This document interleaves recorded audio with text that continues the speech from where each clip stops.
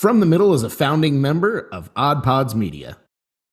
Hello, everyone, and thank you for tuning into episode 181 of From the Middle. We are three middle-class guys living in the middle of America and the middle chapters of our lives with a point of view that's somewhere in the middle. If that doesn't tell you enough, we're a comedy, culture, entertainment, interview-style podcast. And in this episode, we sit down with Jordan McLaughlin, founder of Rookie Mage Games. Get ready to laugh. Get ready to pull out your credit card because you are for sure going to want to buy some of these card games. Check it out. Oh, for the love. Sorry, just clearing my Mountain Dew hole. I got my phone hole cleaned today. That's where you keep it? You're so cerebral and you're so developed and evolved.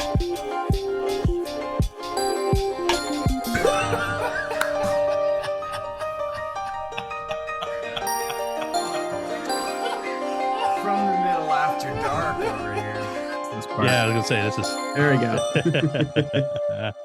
That's normally Corey's gig, is to do the recording. It is normally Corey's gig, and thank you, Kendall, for being here because now that would have been embarrassing, huh? Gosh, man, especially when we have a guest as a third chair and a guest. I'm so excited. We tell people we're part comedy, part culture, and part interview style podcast. Here we actually have an interview, and if I hadn't pressed record, big mistake. So thank you, everyone, for joining this episode 181. I'm so excited. We have Jordan McLaughlin, founder of Rookie Mage Games here. And I love interview episodes. I love interview episodes even more when what people are doing is seriously interesting. And I love it even more and more when they happen to be from the same area that we are, from Columbus, Ohio, the greater Columbus, Ohio area. Jordan, dude, thanks so much for joining. Well, thanks for having me, man. I'm excited. This is super exciting. So most of the time we are out begging for people to join. I wish I could say that I stumbled across your website and asked you to join, but you happened to find us somewhere.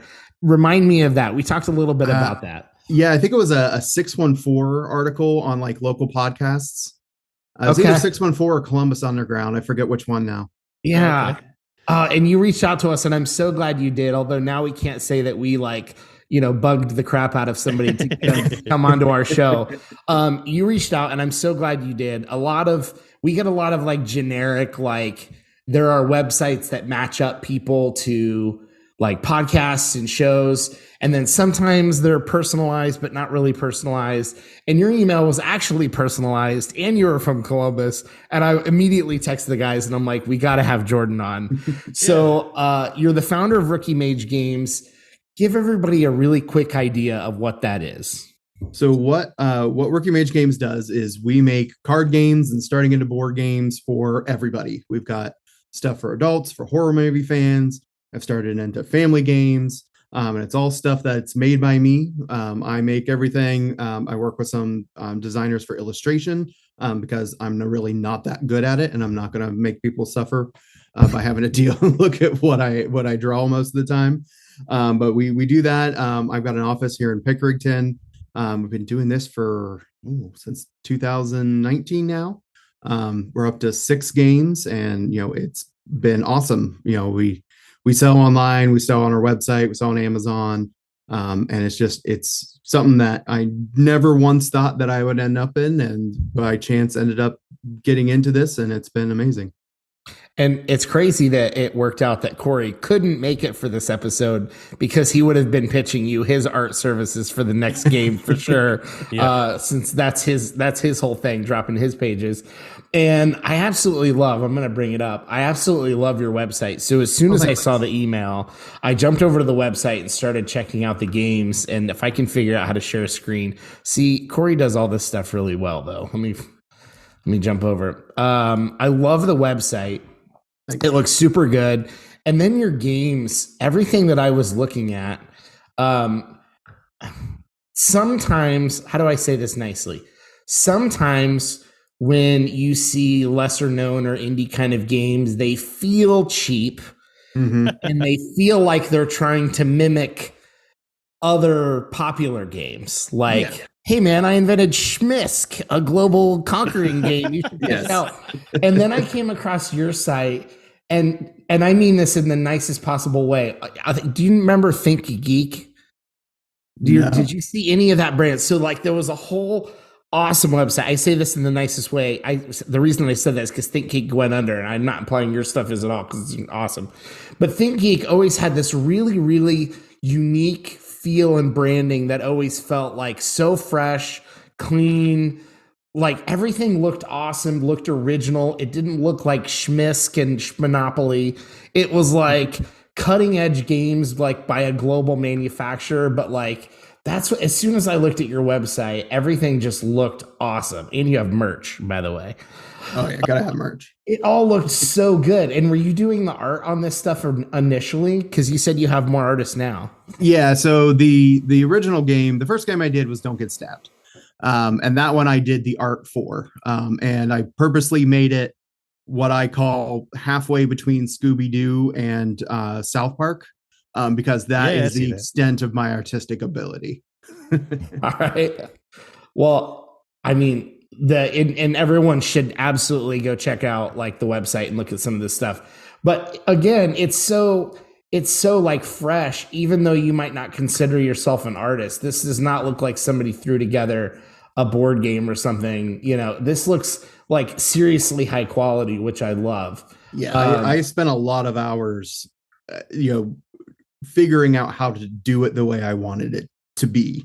Because like I was a graphic designer, which is like totally different than like an illustrator, but like I understood the basics, but I didn't have like the experience.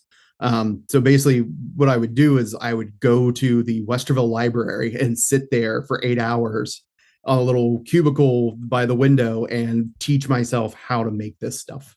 And I probably went through like 5 or 6 different versions of everything before I was like, okay, this is as good as I'm going to get it. I better learn to live with this. And everyone, I even after all this time, I look back and I'm like, you know what? Yeah, that still works. I'm happy with it.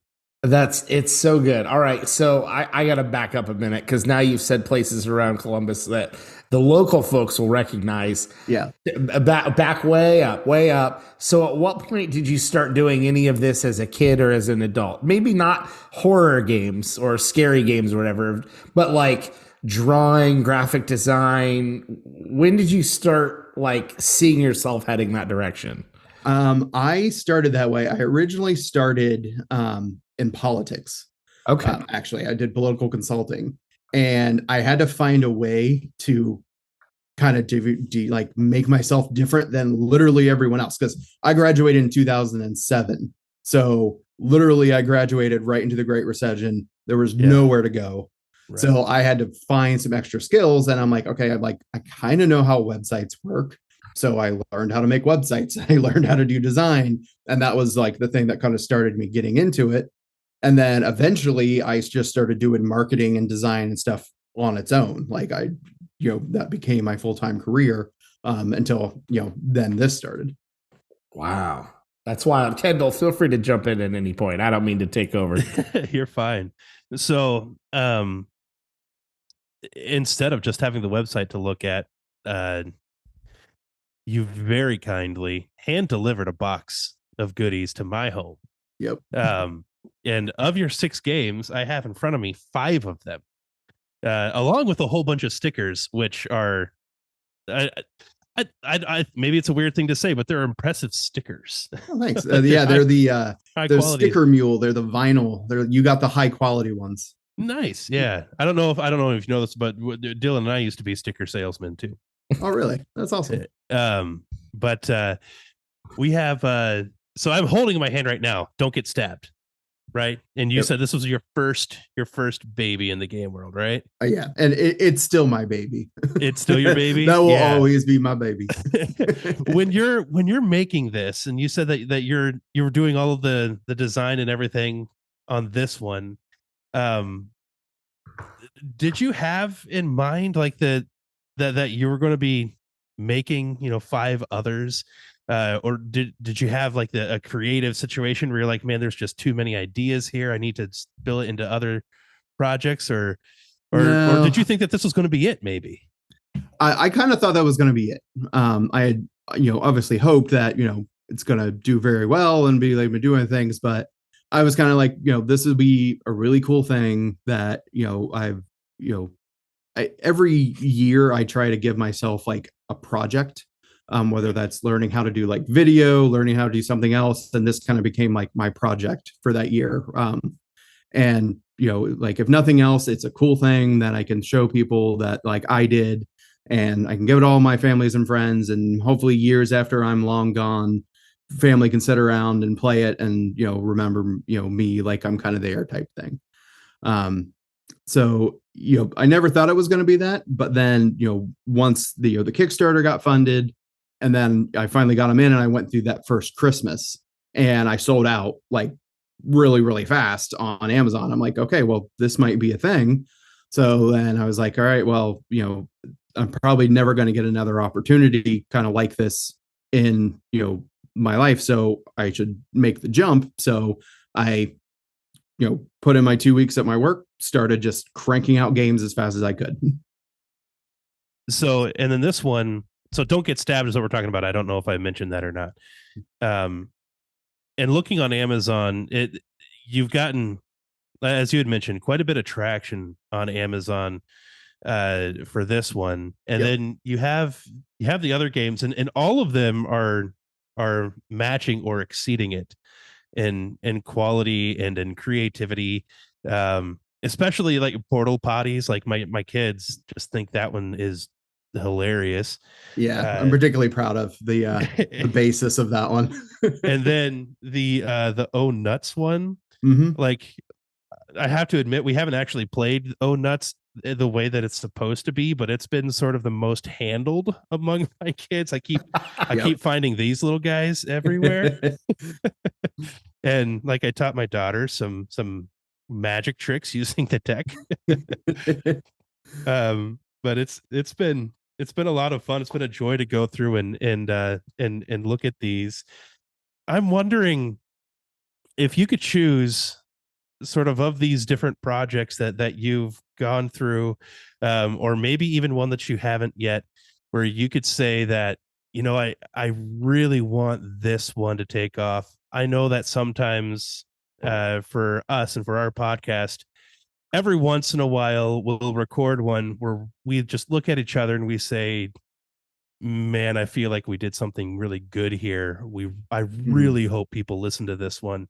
Do you have any of these games that you're like, man, I really hope that this one gains some traction? Yeah, it's definitely the Unseen. Okay. So for the Unseen, if you talk to almost any one of my friends and family, if they name their favorite game, it's going to be the Unseen.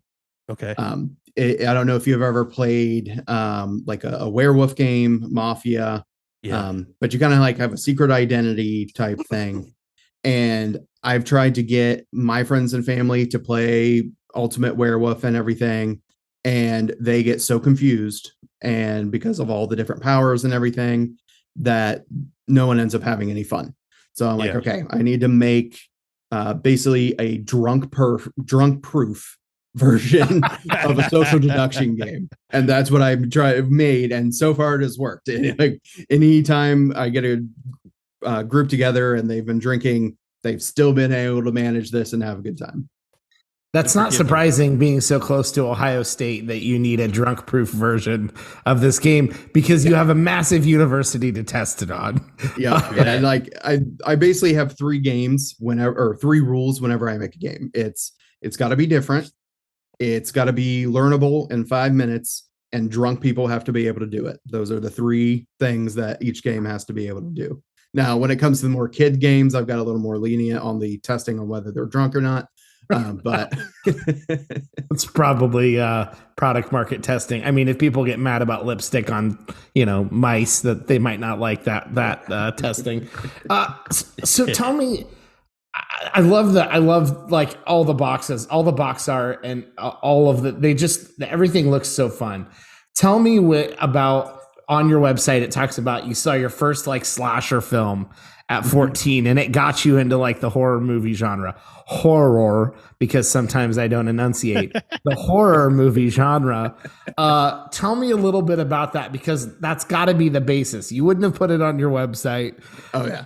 Yeah, that's got to be the basis for some of these games, right? Yeah. So like still remember it clear as day. I was at a friend Kenny's house, and like we were 14 or something, and I had never seen any horror movie. Like that was not something that was like watched in my house. And he was like, "Hey, do you want to watch Scream?" And I'm like, well, "Yeah, I've heard about it." So I remember watching it. I'm like, well, "Yep, I'm definitely into all of these." So then I started watching Halloween, Friday the 13th, which like was probably my second favorite series. Nightmare on Elm Street, all that stuff. I've always been into that. I collect like the action figures. And when Don't Get Stabbed like got started, I was playing the Friday the 13th video game.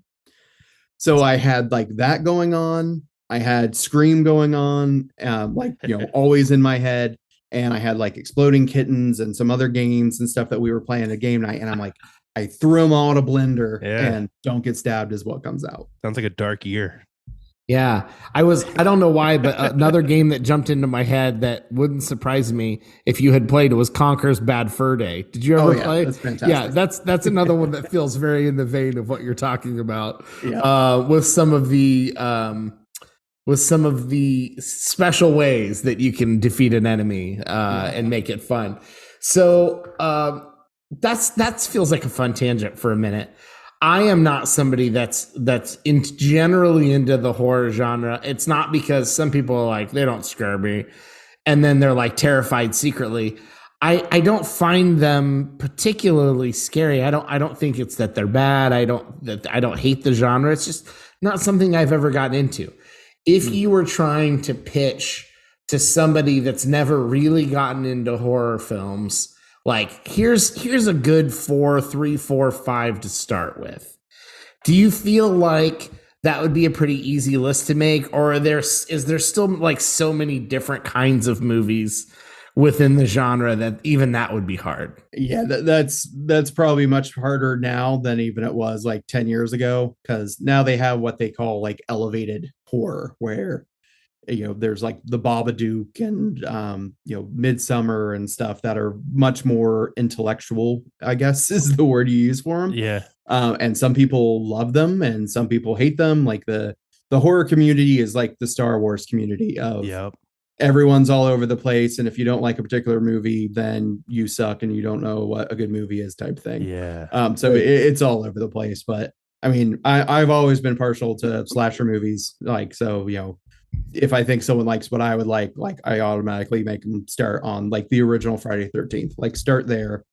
You're get a good basis of kind of how these things work, and then kind of branch out from there. Yeah, it's like there's I too enjoy horror movies, and I'm personally am aware of this faction of people, some of whom are friends of mine.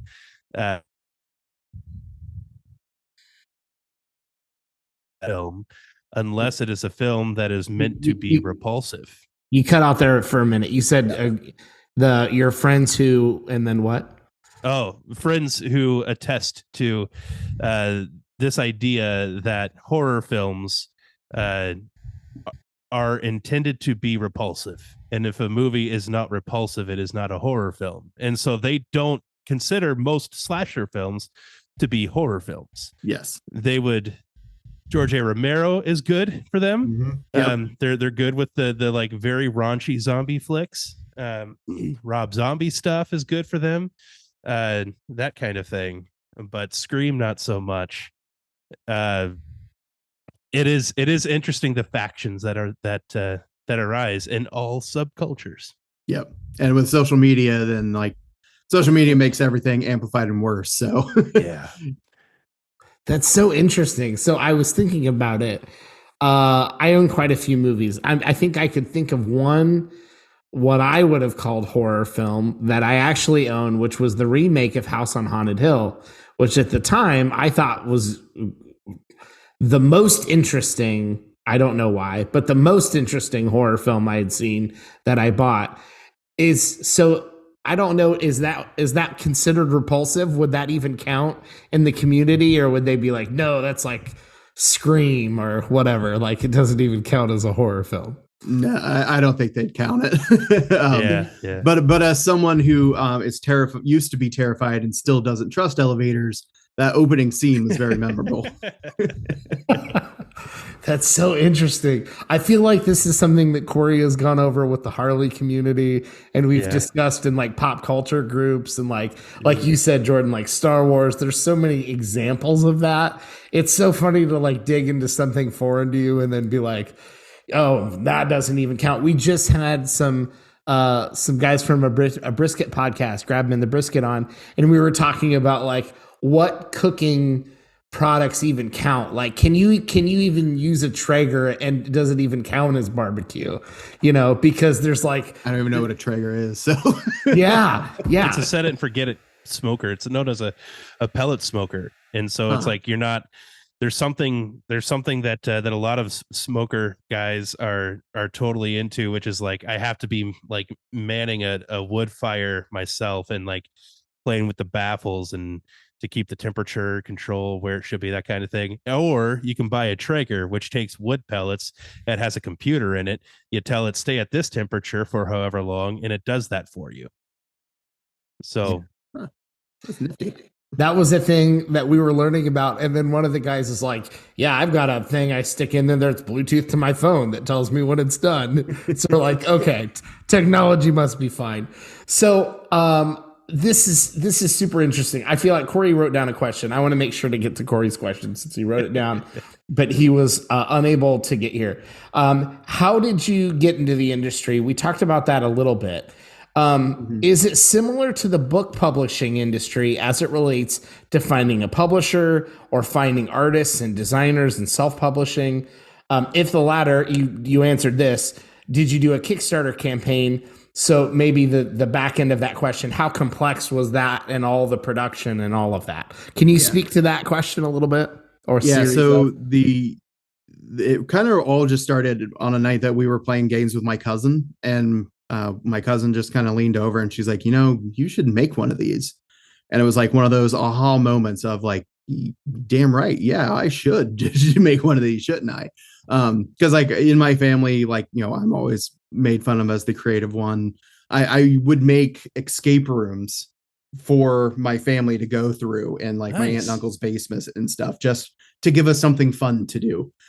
So like when the idea finally got, put into my brain by my cousin, it took on a life of its own. I was very inebriated when this was suggested to me. So the entire car ride home, my poor partner is driving me and I'm just like, I'm going to call it Don't Get Stabbed. It's going to be based on horror movies. It's going to do this. We're going to have it like, so one person's the killer and they're out trying to get everyone else. And I'm sure he thought it was just crazy talk. But then 2 weeks later, I had a working prototype. Like it just took over all my like mind space for the next several weeks until I made something, which was just, blank poker cards that I ordered off of Amazon and some magic markers, and just started putting everything together and just spending hours in like our spare bedroom, messing around, trying to see what would work. And once I was like, okay, I think I've got this, and I made people play it, and I'm sure they were just humoring me to like, okay, Jordan, we're going to play your game. And then afterwards, like you could tell, like, no, this is actually really fun, and you need to do something with this.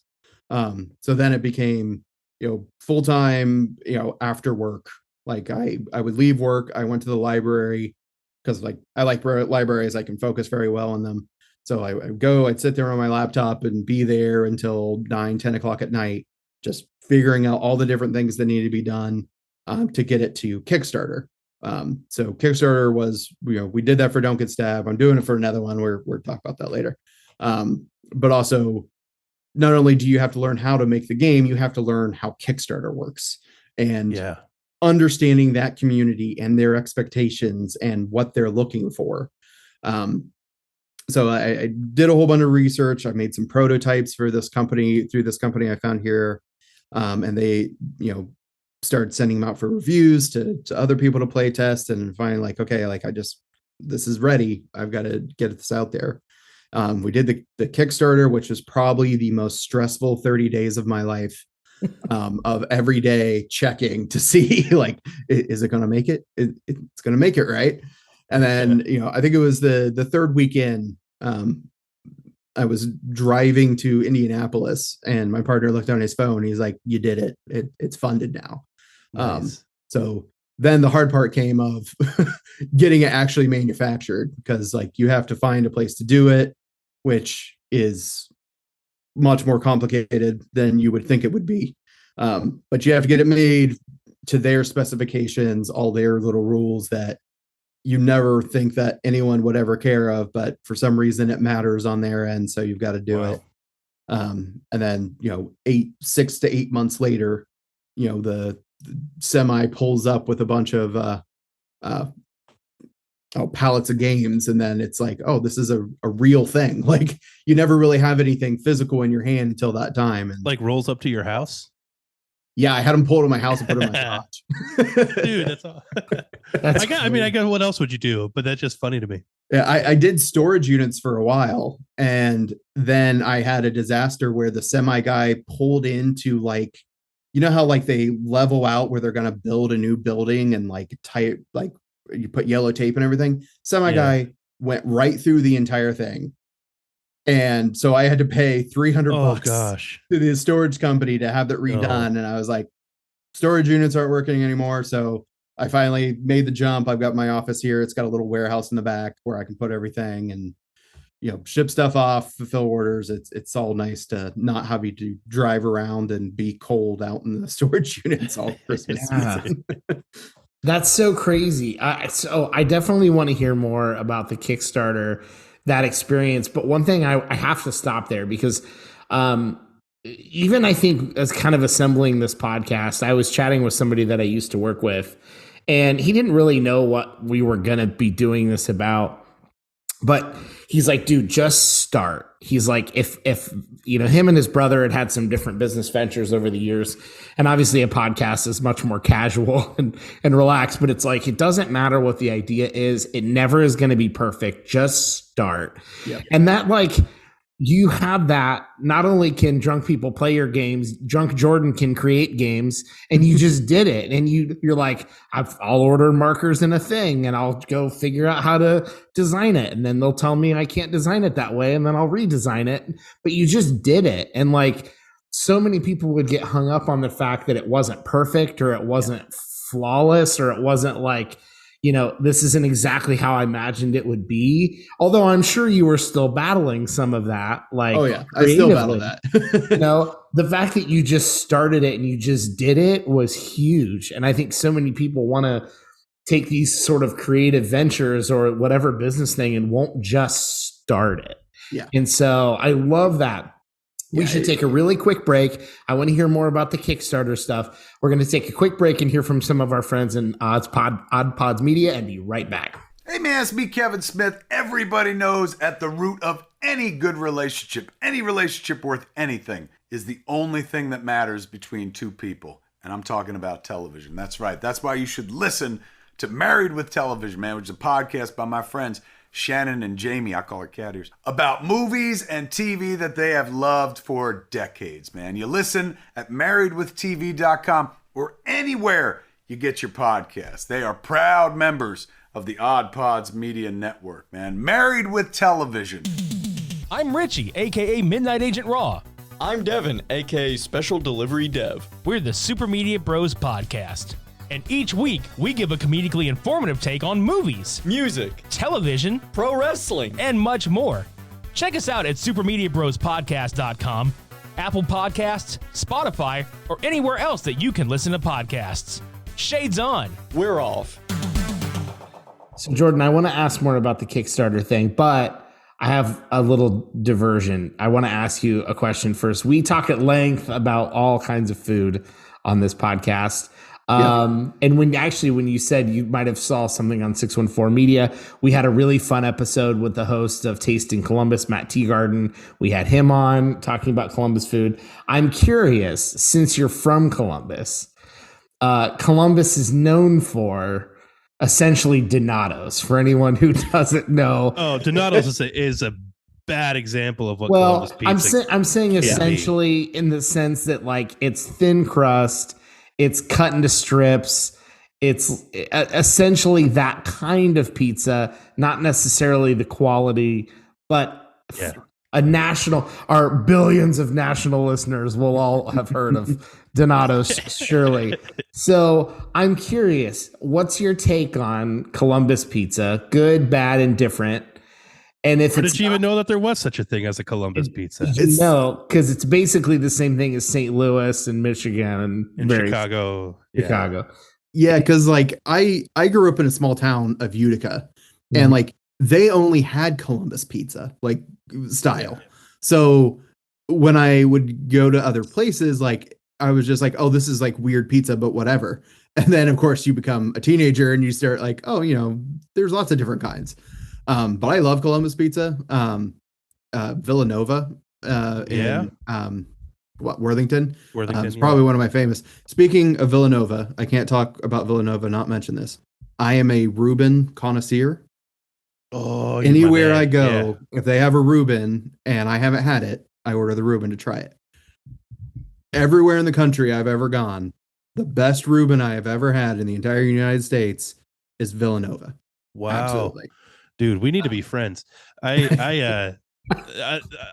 feel the exact same way about Reubens, and I do the exact same thing. I go into a pub style restaurant, especially, and if they have a Reuben and I've not been there, like that's what I'm getting. Yep. Yeah, like they're amazing. They make their corned beef there every day and stuff. Like, it got to a point where like I'd go in, I'd sit at the bar, and like the bartender, I didn't have to order; she just knew what I wanted. Yeah, which made my lunch break faster. Have you had? I'm sure you have. Maybe not. Had cat singers? Oh yeah, they're very good too. Okay, yeah. That's my best so far. I don't know if they're still in the North Market, but when I worked downtown, I'd go over there and get them a lot. Yeah. Right. That's awesome. I love this. This is great. I love this discussion. That's how I am with cheeseburgers. I just want to try a cheeseburger from everywhere. And so since you're a fan of Columbus pizza, that means you like saltine crust with ketchup. Yep. Do you, if you had to jump to another kind, is there any other pizza that you don't have to like as much, but like, could you go to Detroit and feel pretty happy? Would you want deep dish New York? Would whatever the West Coast does with their pizza? New York is good. I really like Detroit style. Basically, the only kind you can kind of really get around here is Jets, but I know there's some others. Yeah. But I haven't really tried a whole lot of them. But like Chicago style, that's not for me. No deep dish. No offense to Chicago, but no. Yeah, no deep dish pasta pizza for you. Okay. I love it. What go-to toppings do you have go-to on your Columbus style? Pepperoni, sausage, and banana pepper.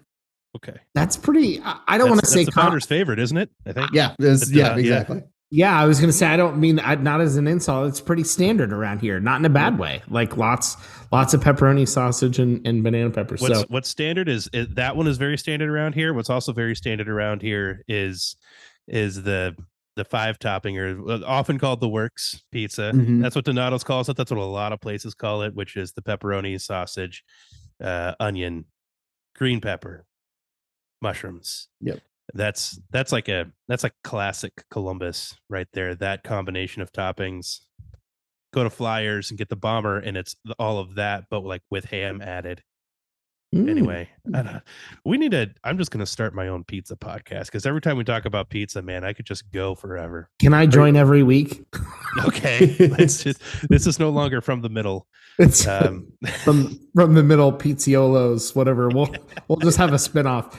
And I would be remiss if I didn't ask you a question we asked a lot of our guests, especially after last week. We had Thanksgiving. How do you take your mashed potatoes? Skins, no skins? Do you like them a little lumpy, no lumps? See, that's something I haven't really thought about. I haven't been that picky about my mashed potatoes. Which is as long also as it's potatoes and has butter or gravy, I'm pretty happy. Which is also a correct answer, by the way. Yeah, that's probably the best answer. Yeah. But if you have a preference, we've had people go on about chives and sour cream, or like they want lumpy with bacon, and any answers. There's no wrong answer. I mean, I would pick lumpy with skin if I had to, but like you throw a plate of mashed potatoes in front of me, like I'm still gonna love you forever. You're all about it. Yeah. Yeah. I like to preface it, because I'm the same way. I just love. Oh no, I lost you again. things of all time. You just What's said, that? yeah, I just lost you again. You said, I Dang just it. love. I love mashed potatoes, and this is not a secret to longtime listeners. No. And I don't discriminate. However, like I have to answer these kinds of questions as like somebody hands you a bowl of like lumpy hand mashed potatoes and like the super smooth, creamy, almost gritty kind of stuff that you get at the fancy restaurant. Which one are you taking? Mhm. And my answer is like the home style mashed, like a little bit thick kind of mashed Yeah. potato. I mean, the right answer is always yes first. Yeah, we need to start a mashed potato podcast because every time we talk about mashed potatoes, Can I join every week? All right. So, Kickstarter. So you've gotten funded through Kickstarter. Yep. You found out like in the third week of the 30 days that was the most stressful you've ever endured as an adult, even with being into politics, which is an incredible thing to say. So what happens next? So you're talking about you got to find a manufacturer. They have all kind of rules. You got to find artists. And then presumably in this Kickstarter campaign, you've promised things to people at different tiers of donating or whatever. That's how Kickstarter works. Yeah. So what's that whole process like? So for finding a manufacturer, like finding one for a company my size, as much as I want to, you can't produce in the US. Their minimum order quantities are hundreds of thousands of games. Hasbro basically has them all locked down. They won't return your calls. It's a waste of time. So basically you've got to go outside of the country.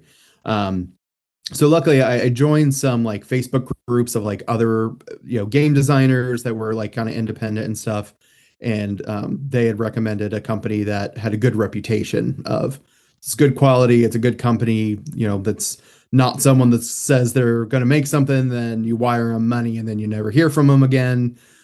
So I had to make sure I did my due diligence because like, yeah, it's funded through Kickstarter, but like the way I think of like, that's not my money yet. Like people paid for something. I have to protect that. And that means making sure that whoever I'm giving this to make something is going to actually make it and get it to me. So I found this great company. Their name's Longpack. If you're ever looking to make a game for anyone, if you're listening, go to Longpack. Trust me, you can email me. I'll give you a connection with them. They're amazing. They get everything done perfectly. But now, nowadays it's the uncertainty of once you order them, when they're actually going to show up because of supply chain, logistic stuff everywhere. It's supposed to be better now, but it used to be 4 months to get something. And now it's 8 if you're lucky. So now like basically, in January, I order everything for the year. Cause I can't rely on knowing when something else is going to come in. Which is a really perfect segue to the fact that I was sharing screen earlier and Amazon said they had 5 left of, I think, Don't Get Stabbed. Since this is the season of giving, make sure to go freaking order all of your games from Jordan now because they're going to sell out. So order all the fun games and hand them out to the right audiences. Don't Get Stabbed to your 6-year-old. Get them the silly games. Get the adults the serious, darker games. Make sure to go order those immediately from wherever you can find them. That's crazy that like Hasbro is the only company that can do that here. Maybe next time in your voicemail, mention that you have a G.I. Joe themed game idea and see if they return your call. They might send along a nice cease and desist. If you don't call me back, I'm just going to move forward with it. So. I'm gonna assume that means you're good with it. Well, that reminds me of like in the Kickstarter community, like stuff pops up all the time that has like IPs on them that you're like, there's no way you have that IP. And around the same time I was running mine, some guy put up this game that was Game of Thrones themed. And it was the ugliest game I've ever seen. Like, and he wanted like $100,000. He basically just like screen capped stuff from like HBO Max and threw it onto a card because it was all grainy. It was just scenes from the show. And, all the copy was like misspelled. It was horrible.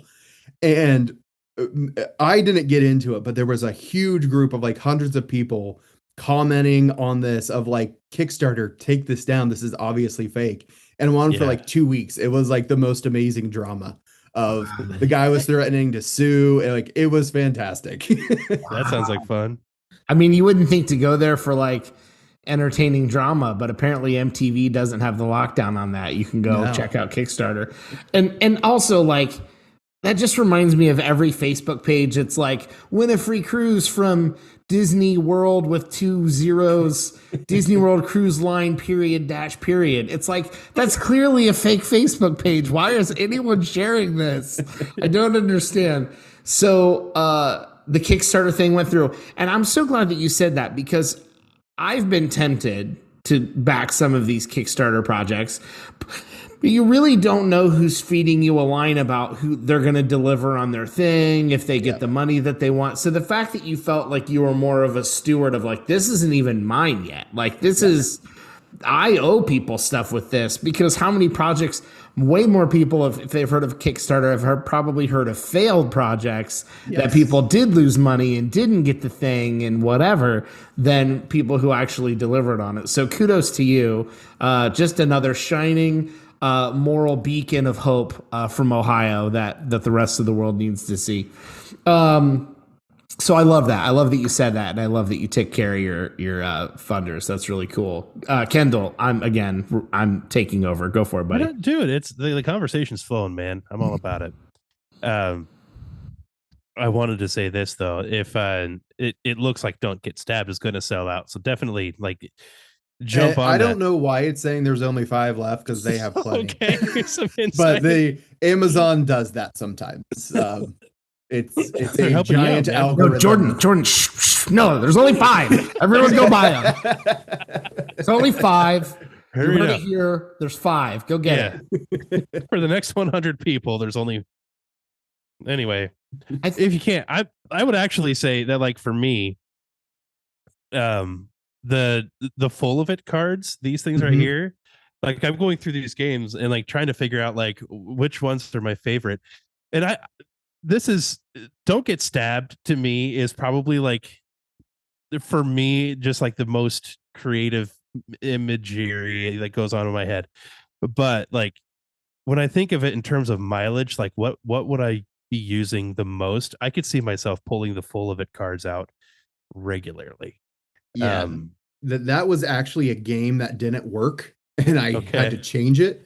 It was originally called One Upper, and it was like based on like everyone has that one friend who's the one upper of when like you say something and they have to say something that's more crazy, and it was just too hard for people to follow along. Like it really put them on the spot to be creative to come up with something.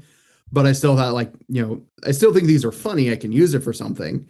And I had noticed that, conversation starters were something that kind of like were popular on Amazon and stuff. I'm like, I think I can rework this. So yeah, that's actually a game that didn't work, that got repurposed and I think turned out better than what I originally wanted it to. So I mean, the questions that are on these things are like, I don't know where you come up with this stuff. It's like my wife and I were just like sitting there, like the kids are in bed and we're going through these together, and we've been married for 9 years, and like we're learning stuff about each other. Well, good. Yeah. I recently got a poop you've ever taken.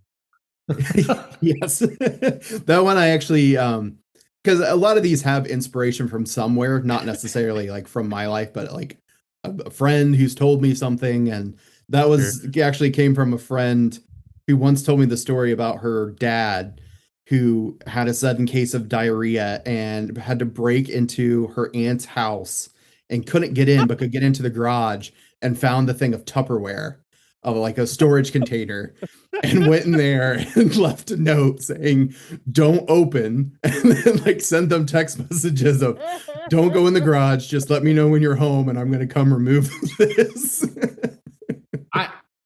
That's an incredible story. I am curious why dumping it back outside wasn't a good option. I don't know. Sealing it as if it's leftovers in Tupperware is Taking incredible. it with you on the spot, like I love that. I love that because it reminds me of a bit by we love to talk about comics. Brian Regan had a bit about the guy in the room that's like been to the moon. Like who has a better story than the guy who's been to the moon in the room? Yeah. And so I love that even though the original concept didn't take off, I love that you pivoted because I do think that whole premise is just hilarious of one-upping people. And so here's kind of a tangent question. What are some of do you have any funny stories, like people playing the games that they've given you feedback about, or maybe a time that you've played it, or like people playing and it escalated, or you've got to have some feedback from people who've played these because of the nature of how adult themed they are. There's got to be. For this one in particular, or just games in general? Well, games in general, specifically yours, because everyone should go by your games, not other games. Exactly. Yes. But either way, we can pretend like it was for your game, if not. Yeah. For the first time that I kind of realized that I was really onto something with Don't Get Stabbed was when I was playing with my cousins, the same ones that suggested that I do this, and my cousin was like the nicest girl. Like, she'd go to church. She was the nicest person in the world. Everyone loved her. And she became a ferocious beast when she was the killer. And it was just like, oh, crap. I'm kind of terrified because you are taking way too much joy out of this. and just that kind of really set up of like, oh, people are really enjoying the idea of being able to be evil, like in a safe space type thing. And so like I really liked that idea, and I kept that going into the next game, which was the Unseen. And so that one, you have one person that's a cult leader and they brainwashed some other ones, and they're all encouraged to lie and manipulate each other and everything. And we were playing the Unseen and we were trying to find this cult leader. I wasn't in the cult, and technically it's 15 plus, but for my partner's family, they had some ones that were kind of on the edge, so we let him play. But there was this one girl, she was like 8, and her mom said, oh yeah, it's fine, she plays, I don't mind. And she played that game flawlessly, of manipulating every single last one of us. No one had any clue that she was the one leading this cult. And the smile on her face when she got to announce that she had just totally screwed all of us was fantastic. Wow. I have a video from them playing it that I actually used for an ad, because there's like someone standing on a chair with a finger in someone's face. And I'm like, I gotta get this on video. This is fantastic. I'm just gonna step back and watch things play out. And it's a 30-second video of people screaming at each other. And that was one of my most successful ads. Because like, is this what you want for your Thanksgiving? Get the Unseen. And it was one of the best ones that I did on Facebook. Well, let's be honest, that's going to happen anyways. You might as well be playing a game while you're doing it, right? Exactly. So I'm thinking for you, other potential market segments, therapists and HR managers. If you want to learn a little bit more about the people that you interact with on a regular basis, it sounds like therapists need this for their office, and HR managers. This could be part of that whole like multiple series of interview processes that all the tech companies do now. And the last round is just a game of Unseen for all the new recruits. If we can get a little bit artsy fartsy for a moment, I don't want to sensationalize this too much, but thinking about card games specifically, and because so far that's what you've created here. Mm-hmm. And when I'm thinking about, I was thinking to myself, like, why card games? And the answer might be as simple as, well, logistically speaking, from a manufacturing standpoint, it's easier, cheaper, whatever. But like the things that you have to sift through in your mind in a card game are different, I think, from a playing perspective, are different from the things you have to sift through when you're playing a board game. Yep. There's something different on a personal level from trying to figure out who a killer is in a game of Clue where you're assigned a name and you have a board in front of you and you're looking at these rooms, versus a card game that is just giving you words and a scenario, and in your mind you're mapping out this world and placing yourself in it. Yeah. And I think like for a moment, like that 8-year-old and any adult playing these games, they're all doing that. And I think that there's a level of creativity that's required in these games that my guess is a lot of people don't even think that they have. But when they play something like this card game, that just like prods them into thinking of their own visuals. Yeah. They're doing it. Yeah. I don't know. Is that a little bit too artsy fartsy, or does that kind of thing No, land on you? because like if you want to get into the artsy fartsy stuff, I'm totally cool with that. Because okay, the way that I try to think about what I do are people are paying me to felicitate an experience for them and their friends and family. yeah. So when I do that, I'm probably going to do a board game at some point. The problem that I have with board games, and it's when I say problem, it's a preference really. When there is a board, everyone's focused and looking at that. And there's still some of that in card games and everything. But I've tried to make it so like I want you to focus more on what the other people are doing. Look at them, seeing what they're feeling. Like that's what I'm should be doing. That's what people are buying these for. They're buying it to have a good time with people, not necessarily to have a good time with the board. There are people that buy those that want that. Like, you go Catan and up from there. Sure. That's what those people want. They want super absorbed into strategy and everything else. That's great. Those just are kind of what I make. Maybe I will someday. I like to focus more on, am I getting people to laugh? Am I getting people into situations where they get to have fun, where they normally want to be able to do, say or do certain things? That's primarily been my focus for it. But yeah, the biggest thing of like when I do like play testing of where, people play the game and I'm just sitting and watching and hovering. And one of the things I always try to do is for the first round, I'm watching people's faces more than I'm actually paying any attention to if they're playing the game right. None of that. I just want to see like at the basis level, even if they don't know what they're really doing, are they laughing and having fun? If so, great. Now let's get it, perfect. But if I don't have that, I don't have a game. I've got to go back. Yeah. Another question, and this might be a difference too, with some of these card games, the method by which you play the game is a little bit more open.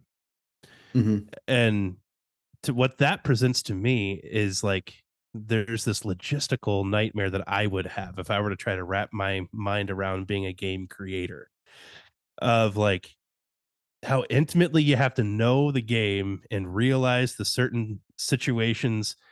And in football, a lot of people don't know this, but there is a scenario that has absolutely never happened, and like but there is a rule for it. You can get a 1-point safety in football. It is very specific how it happens. It has never happened before, but it's technically possible. Somebody had to think of that. Yeah. Like, how many times do you have like these, oh crap, I need to think of a rule for this situations when you're going through this on your own? Yeah, that's the main reason you do play testing, because when other people get their hands on it, they're going to find ways to do things that you never thought anyone would ever think of or try to do. And especially with Don't Get Stabbed, it's an asymmetrical game. So you have one person that has a specific type of power versus everyone else that has different powers. And you're trying to balance that to make it fair, versus a Monopoly where everyone starts with the same stuff. Everyone has the same abilities, everything's the same. That's much easier to balance. So, for Don't Get Stabbed, basically how we started playtesting that was we would have fake players, and it would be me and my partner sitting on the floor, and we would just go through it constantly and are like, okay, well, now this person is only going to be paying half attention to really what's going on. So they're going to make moves that don't make sense whatsoever because they have no clue what they're doing. They are totally drunk. But how does that affect the game? Because when you design something, you assume people are going to be logical.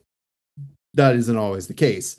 The other part is they become hyperlogical of they get caught up in details of things that have like, I never would have thought anyone would have been concerned about it, but someone is. So now I've got to find an answer for this. Those are the Catan people. Because like at the end of the day, like it's my name on the box.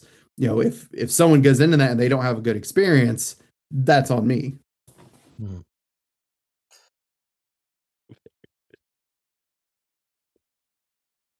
Losing my voice over here. The vid. Don't do that. This is super interesting. I love all all the thought that none of us have ever put into what goes into a board game before. Because somehow I'm sure it's not less interesting, but somehow I just imagine when a multi-million-dollar corporation does it, it's just not as fun. Where it feels so much more fun you bringing it to life. So, do you have any ideas for games? Have you had any ideas for games that didn't go that you would want to share? Like, yeah, I tried to do this, total flop. I tried that, not gonna work. I mean the one upper is like the biggest one. Like it made it the furthest and then had to be basically wiped off. There's several others that I'm not wiping off. They're just sitting in the file cabinet beside me in prototype phase, waiting for me to get back to them to figure out how to fix them. Yeah. There's one called Malpractice, which is it's a bluffing game where your doctor's curing diseases, but you're a bad doctor, so you're lying, and the other doctors can try to call you out for it. But it works initially, but it doesn't have a level of it kind of auto plays. Like it feels like if the players weren't there, it wouldn't matter because the result was going to end up being the same. So like I've got to go back to it. I'm like, I got to find ways to get more strategy into this thing. Because Oh Nuts was like that. Oh Nuts, when I first did it, I was trying to make like my competitor to Uno was how that project started. And it kind of grew from there to being something beyond that. But the first couple playthroughs and everything, everyone's like, we're having fun, but also it feels like it doesn't matter what we do. So that's actually where those stash tokens came into it of now people get to choose when they stash. It used to be before you had to luck out and get a card that said that you got to stash all the stuff in your hands. Now you get those three options and you specifically have to decide when to do it. So I've added what's called a push your luck mechanic of how far you think you're willing to go before you kind of get screwed. There's a couple other ones. I had a murder mystery game that I tried to take, when the cop movies, when they have the interrogation scene where they're across from the criminal and they're asking them the questions and you hear like, oh, well, like they blinked like a couple times, which means they're lying. I was trying to make a 2-player game where it was like an interrogation game. And one person was either lying or telling the truth, and they had to do certain things and see if the other person picked up on them. And it relied so much on human behavior that it was like impossible to know if it would work until I sat humans down to do it. And it did not work in the slightest. So that game is up on a shelf going to be changed someday. But like, I do like the, 2-player games are becoming more and more popular. So I really like the idea of like a police interrogation type thing. So that might come back at some point. Those are the two kind of biggest ones that have gotten that far that aren't in a presentable form at this point. Yeah. Well, this is anecdotal. I'm sure you have the data to prove it.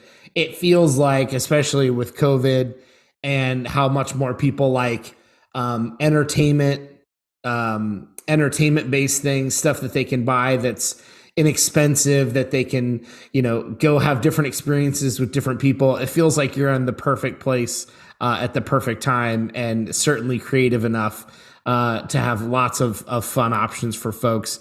Kendall, anything else, questions that you missed? No, other than like anything you want to roll out for us in the Please. future, or Yeah.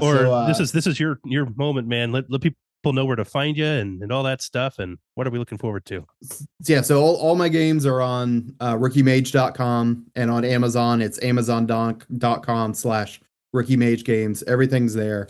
With that being the holiday season, they make perfect gifts, and I'll be doing specials on and off throughout the entire time, so be sure to check us out. And then in late winter, early spring I'll actually be going back to Kickstarter to do my second one for a game called Nuns with Nunchucks, which I'll put up here on the camera. Oh, that's awesome. So that one's like a battle game where you have different combatants and they all have like certain hit points and stuff. But instead of being serious, it's totally ridiculous. My favorite character in there is Tony Lincoln, Abraham Lincoln's lesser known twin brother. It's literally the stupidest things that I could think of. And I found this artist who's local. His name's Creeps McPeaks. And if you've ever been to Newark, to the Dank House brewery there, he does all of their art. And I went in there and I saw the art on the wall, and I'm like, this is the art for Nuns with Nunchucks. I just got to find out who this guy is. Cool. So we, worked together. He did all the art. We've got all this together. It's something like I'm really proud of. I think it's going to do really well on Kickstarter. So if you go to rookiemage.com, you can sign up so you can get the email when it goes out on Kickstarter. That's awesome. So for any or all of our listeners, we'll link to all of that in the bio. Please sign up for the newsletter. Please go buy a bunch of these games and hand them out to age-appropriate relatives or your enemies, and they can be age inappropriate. Go buy them for everyone. Load up your carts. They're just seriously different, fun, awesome, unique games that aren't your standard run-of-the-mill thing that you're going to see on the shelf. And it's way more fun to get something awesome from like a small business than to get something decent from just like a huge faceless company. So please go load up on all that stuff. And Jordan, you're doing some really cool creative stuff. Yeah, I'd love to have you back sometime after you get a couple more games launched. We can talk about that. And for anyone, after you're done doing all of that shopping, head over to our friends over at Artius Man. That's ARTIUSMAN.com. All kinds of personal care and beard oil products. Use promo code THEMIDDLE. You'll save 25% off your first order. And after you've bought all of Jordan's games, head over to Artius Man. And if you order from them, you'll get amazing locally made products. You'll help them, you'll help yourself, and you'll help us. And we certainly appreciate that. Jordan, thank you so much for coming on. Thanks, everyone, for listening. This has been episode 181 of From the Middle.